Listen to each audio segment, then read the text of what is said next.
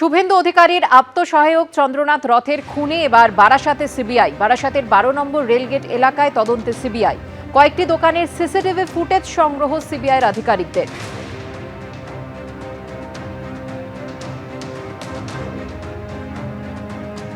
আমি জিজ্ঞাসা করেছিলাম, ওনারা বললো আমরা সিবিআই থেকে এসেছি, আপনাদের আউটারের ক্যামেরাটা একটু আমরা চেক করব।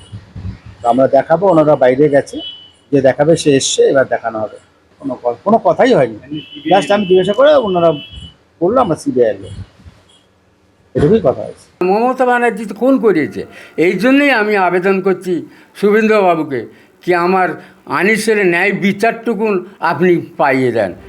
ছেলেকে হারানো 4 বছর পর ফের সরব হলেন নিহত ছাত্রনেতা আনিস খানের বাবা। সিবিআই তদন্তের দাবি তুলে নতুন মুখ্যমন্ত্রী শুভেন্দু অধিকারীর কাছে বিচার চাইল আনিস খানের পরিবার। মমতা সরকারই আনিসকে খুন করিয়েছিল।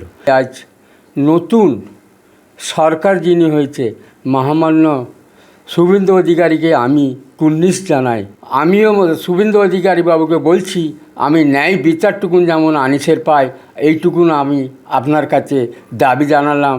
মাননীয় শুভেন্দু অধিকারী মহাশয়কে, মানে আমাদের সিএম নতুন, ওনার কাছে আমার আবেদন যেমন আমার ভাইয়ের আমরা বিচার পাই এবং মানে সিবিআই তদন্ত দিয়ে এই বিষয়টাকে যেমন তুলে ধরা হয়।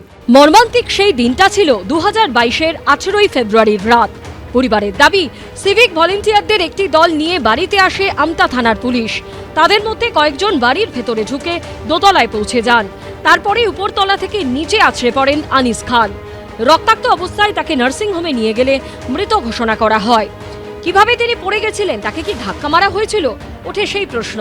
তৎকালীন তৃণমূল সরকার সিট গঠন করলেও স্রেফ হোমগার্ড, সিভিক ভলেন্টিয়ার সহ কয়েকজনকে গ্রেপ্তার করা হয়।